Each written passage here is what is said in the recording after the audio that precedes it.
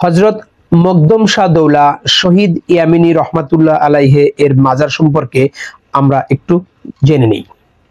সিরাজগঞ্জ জেলা থেকে 50 কিলোমিটার দূরে ঐতিহ্যবাহী শাহজাদপুরের বিসিক বাস স্ট্যান্ডে বাস থেকে নেমেই আপনি মাত্র 20 টাকা রিক্সা ভাড়া দিয়ে আপনি চলে যেতে পারবেন সেই মকদুম শাহ দৌলার মাজারে। মকদুম শাহ দৌলা কেন এত বিখ্যাত, কেন এত জনপ্রিয়, আর কি বা তার পিছনের ইতিহাস আমরা একটু জেনে নিই। ইয়েমেনের দ্বিতীয় রাজপুত্র ছিলেন হযরত মকদুম শাহ দৌলা। ধর্ম প্রচারের উদ্দেশ্যে তিনি কম বেশি 7টি জাহাজ নিয়ে বের হলেন। তার সঙ্গে ছিলেন তার বোন, তার ভাগ্নে সহ প্রসিদ্ধ 12 জন দরবেশ এবং তার অনেক সহচর। সব মিলে বিশাল একটি বহর নিয়ে তিনি বের হয়েছেন ধর্ম প্রচারের উদ্দেশ্যে। ভারতবর্ষের কোথাও উনি যাবেন। রাস্তায় দেখা হয়ে গেল তখনকার একজন বিখ্যাত ব্যক্তি জালালউদ্দিন বুখারী।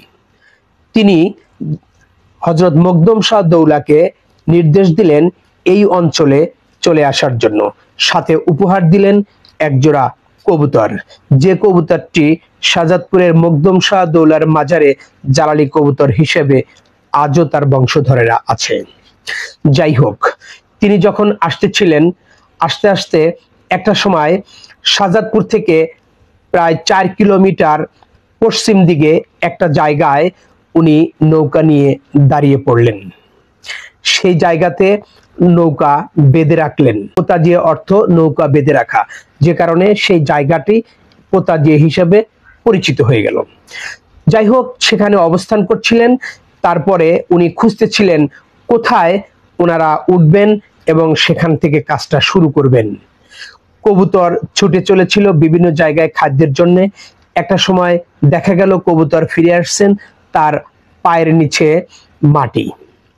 তখন সেই মাটি সন্ধান করতে করতে তিনি দেখতে পেলেন এই অঞ্চল এবং সেখানে তিনি নৌকা ভিড়ালেন। 7টি জাহাজ ভিড়িয়ে নামলেন। নামার পরে তখন ধর্ম প্রচারের কাজ শুরু করলেন। ইতিমধ্যেই মানুষের মন জয় করে ফেললেন, মানুষ তাকে ভালোবাসলো। তখন এই অঞ্চলের নাম হলো শাহজাদা হযরত মকদুম শাহ দৌলার নাম অনুসারে শাহজাদপুর।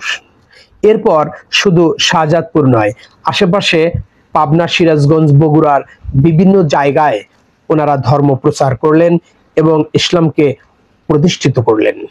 কিন্তু অসন্তুষ্ট হতে থাকলেন তখনকার হিন্দু রাজারা।